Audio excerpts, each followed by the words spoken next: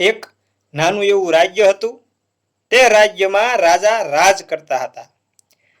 તે બહુ ધર્માત્મા અને પ્રજાપ્રેમી હતા. રાજાની એક રાણી હતી. તે પણ ધર્મપ્રેમી અને પ્રભુ ભક્ત હતા. તે ભગવાનની સેવા પૂજા કર્યા કરતા હતા અને પોતે હાથે રસોઈ રાંધી અને રાજાને ખવડાવતા હતા. કારણ કે રાણી નાના હતા ત્યારે તેમના પિતાને કોઈકે ઝેર આપી અને રસોઈમાં ઝેર આપી અને મારી નાખ્યા હતા. અને એમના ખરાબ દિવસો આવ્યા હતા. એટલે રાણીએ નક્કી કર્યું હતું કે હું જેની સાથે પણ લગ્ન કરું તેને હું મારે હાથે રસોઈ બનાવીને ખવડાવીશ. એટલે તેઓ રસોઈ હાથે બનાવતા હતા. હવે રાજા પાસે રાજ દરબારમાં 50 વિદ્વાનો પણ હતા. અને જે વિદ્વાનો હતા તે રાજાને અમુક પ્રશ્ન ઉકેલવામાં મદદ પણ કરતા હતા અને રાજ દરબાર વિદ્વાનોથી ભરેલો રહેતો હતો. આ રીતે એમનું રાજ્ય ચાલતું હતું. રાજા ધર્મપ્રેમી હતા એટલે ગામની બહાર એમને એક શંકર ભગવાનનું મંદિર બનાવ્યું હતું.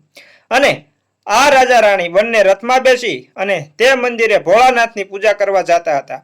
હવે તે પૂજા કરીને પાછા ફરતા હતા ત્યારે તેઓ ભૂખ્યાને અન્ન દાન કરતા હતા. રાણી બધાને પોતાના હાથે પૂરી કે ભોજન વહેંચતા હતા. થોડાક આગળ ચાલ્યા તો ત્યારે તેમને એક ભિખારણને જોઈ અને ભિખારણ બહુ જ ભૂખી હતી.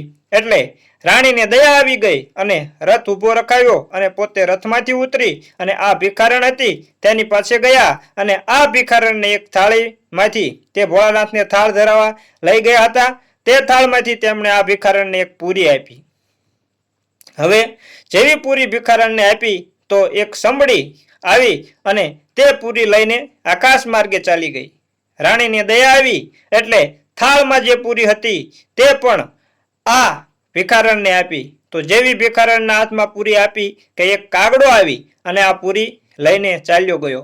એટલે મહારાણી પોતાના હાથમાં જે સોનાનું કંગન હતું અને આ ભિખારણને આપવા લાગ્યા તો ભિખારણ કહેવા લાગી કે તમારા સુહાગની નિશાની હું ન લઈ શકું, હું તો નસીબથી જ પાંગળી છું. ભિખારણ કહેવા લાગી કે મહારાણી સાહેબા, આ મારા નસીબ બહુ ખરાબ છે એટલે મને ગમે તેટલી આખા ગામમાં ભટકું તોય સાંજે 2 ટક ખાવાનું 2 બટકા જ ખાવા મળે છે. આવું મારું નસીબ છે. એટલે તમે દુઃખી થયા વગર તમારા મહેલમાં ચાલ્યા જાઓ. હવે આ બધું રાજાએ જોયું. એટલે રાજાએ તો સવારમાં સભા ભરી અને તેઓ વિચારવા લાગ્યા કે આ પંડિતો, આ વિદ્વાનો ખાલી રાજ્યનું અનાજ બગાડે છે કે સાચે જ પંડિતો છે કે ખાલી મારી વાહ વાહ કરે છે. તેમની પંડિતાઈનું આજે પારખું કરવું છે. એટલે પોતે જે પંડિતો રાખેલા હતા તેમને આદેશ કર્યો કે આ સ્ત્રીને આખો દિવસ ભટકે છે તો 2 ટુકડા જ ખાવા કેમ મળે છે, ત્યાંનું રહસ્ય મને જણાવો. તેણે એવા તો શું ખરાબ કર્મો કર્યા છે? અને બીજું કે હું રાજા કેમ બન્યો? મેં એવા શું પુણ્ય કર્યા છે જેથી હું રાજા બન્યો તે પણ જણાવો. અને ત્રીજું કે મારી મહારાણી છે, રાણી કઈ રીતે બની અને રાણી બનવા છતાં હજુ પણ એને ખાવા માટે એને જાતે રસોઈ બનાવવી પડે છે. રાણી હોવા છતાં એને રસોઈ બનાવવી પડે છે. એવા શું કર્મ કર્યા છે તે મને બતાવો. એટલે પંડિતોને થયું કે રાજાને આવો ઉટપટાંગ પ્રશ્ન ક્યાંથી સૂજી આવે છે. અને રાજાએ પંડિતોને કહ્યું કે હું તમને 1 મહિનાનો એટલે કે 1 માસનો સમય આપું છું. મને 1 મહિનાની અંદર આ 3 સવાલનો જવાબ આપી દેજો, નહીતર હું બધા પંડિતોને અવળે ગધેડે બેસાડી અને આખા રાજ્યમાં ફેરવીશ અને બધાને ફાંસીએ ચડાવી દઈશ. એટલે પંડિતો તો બહુ જ ગભરાઈ ગયા.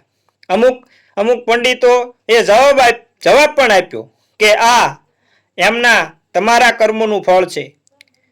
કર્મનું ફળ બધાને ભોગવવું પડે છે. તમે પૂર્વજન્મમાં કંઈક સારા કર્મો કર્યા છે.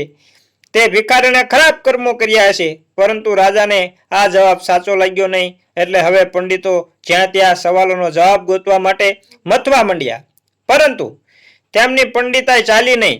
એટલે હવે તો તેમને થયું કે આપણે મરવા સિવાય બીજો કોઈ આશરો નથી, બીજો કોઈ ઉપાય નથી. એટલે તેઓ રાજ્ય છોડી અને બીજા રાજ્યમાં જવા લાગ્યા.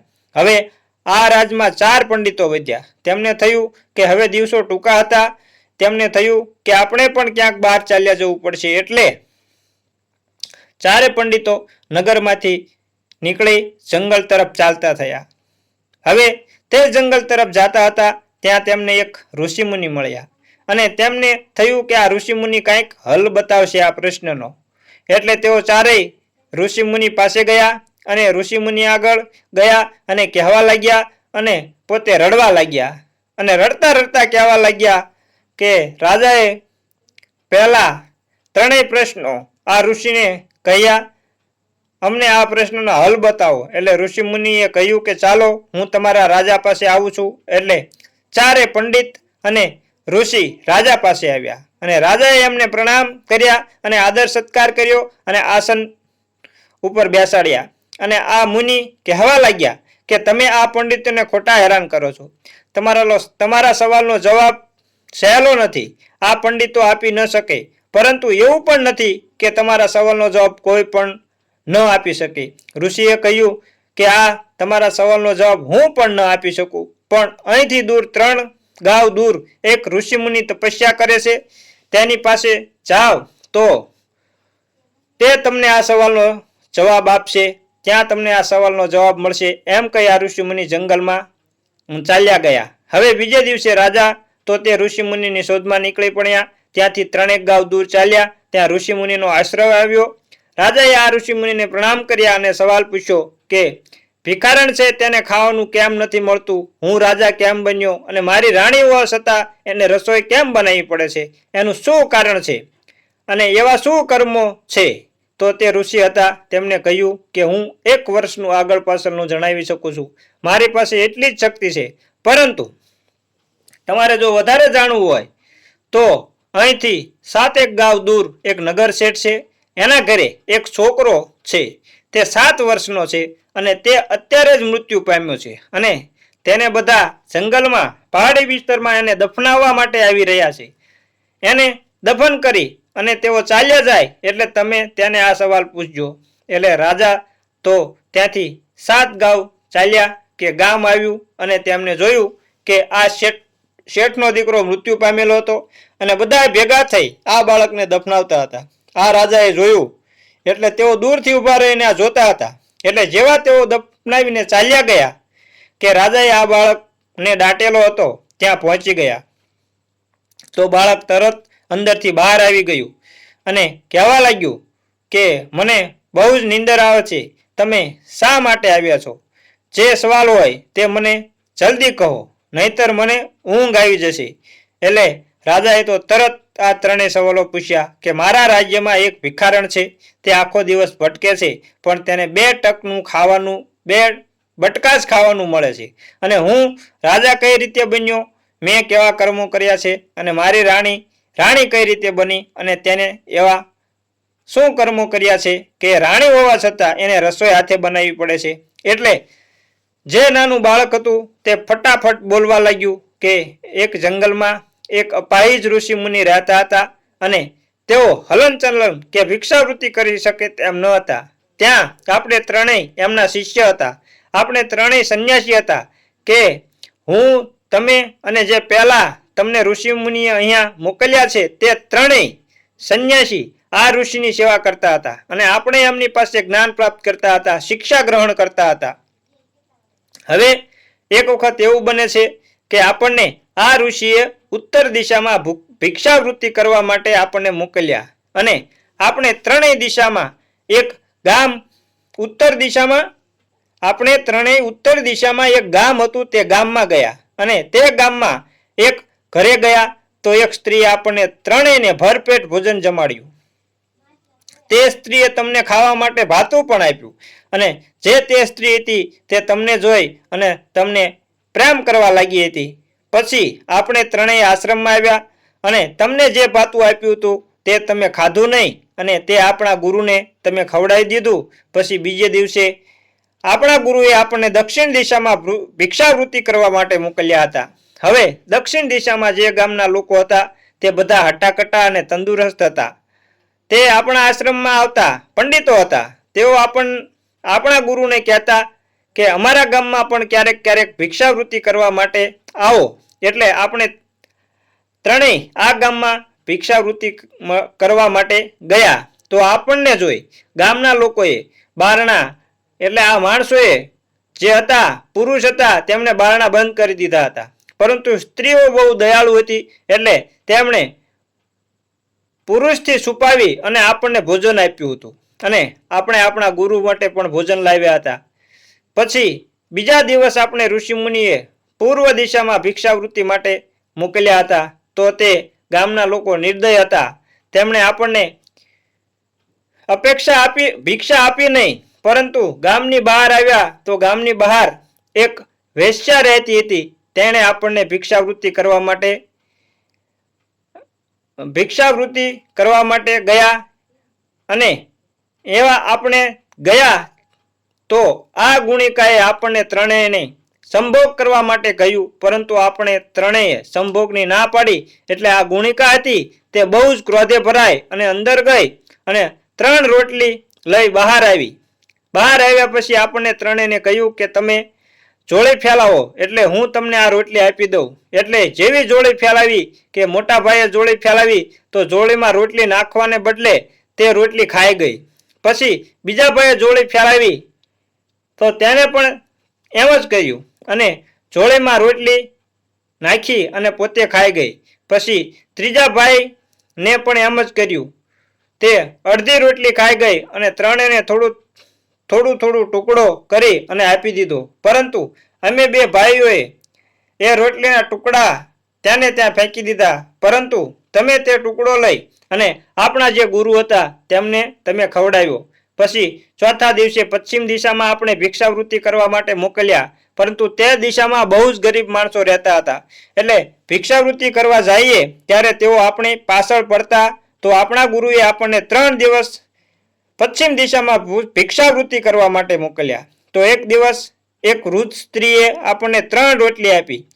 તો ગામના લોકો આપણી પાછળ પડ્યા અને આપણે ભાગી અને આપણા ઋષિના આશ્રમે આવી ગયા. અને આપણે આશ્રમે આવ્યા તો ઋષિએ કહ્યું કે મને કંઈક ભોજન આપો. તો મોટા ભાઈ હતા તેમને કહ્યું કે હું ભોજન નહીં આપું. પછી મને કહ્યું કે રોટલી લાવ. તો મેં કહ્યું કે હું તમને રોટલી આપું તો હું ખાધા પીધા વગર મરી જઈશ.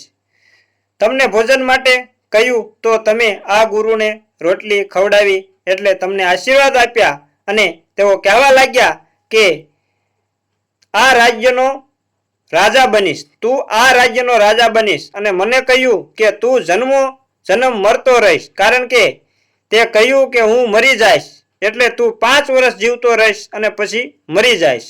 અને જે તમને વચ્ચે ઋષિ મળ્યા હતા એને આપણા ગુરુએ કહ્યું કે મને રોટલી આપી નથી અને તું કાંઈ બોલ્યો પણ નથી, એટલે તને અન્ન ખાવા નહીં મળે, તારે માટી ખાવી પડશે.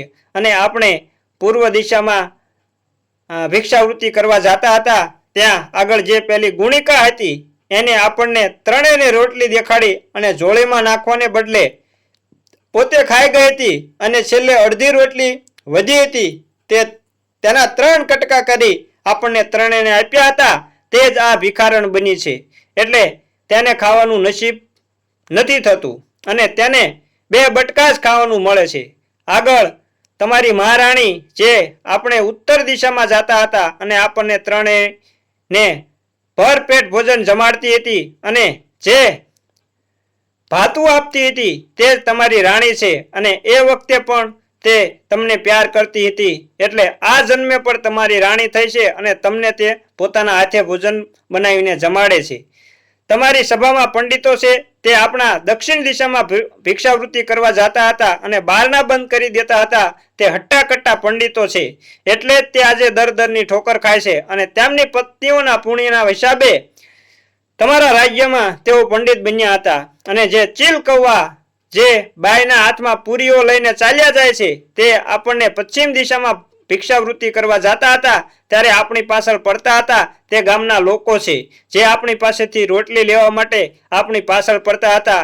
તે પછી તે બાળક કહેવા લાગ્યું કે હવે મને નીંદર આવે છે, એટલે પાછું તે પોતાની કબરમાં ચાલ્યું જાય છે. રાજાને આ જાણી ઘણો આનંદ થયો અને તેણે તેની વાતનો જવાબ પણ મળી ગયો હતો અને તે પોતાના નગર તરફ પાછો ફર્યો। તો મિત્રો, જેને જેવું કર્મ કર્યા હોય તેવા તેના ફળ ભોગવવા જ પડે છે। અને આ વાર્તા પરથી તમને સમજાઈ જાય છે કે કર્મના ફળ ભોગવવા પડે છે। તો આ વાર્તા અહીં પૂરી થાય છે। અને જો અમારી વાર્તા સારી લાગી હોય તો અમારી ચેનલને લાઈક અને શેર કરજો અને કોમેન્ટમાં હર હર મહાદેવ લખવાનું ભૂલતા નહીં। અને ચેનલ પર નવા હોય તો અમારી ચેનલને સબસ્ક્રાઇબ પણ જરૂર કરી લેજો અને સાથે સાથે બેલ આઇકનને પણ દબાવી દેજો, જેથી કરી અમારી ચેનલનું નોટિફિકેશન સૌથી પહેલા તમને મળે અને તમને અમે આવી નવી નવી વાર્તાઓ પીરસતા રહીએ, આનંદ કરાવતા રહીએ। તો જય માતાજી મિત્રો।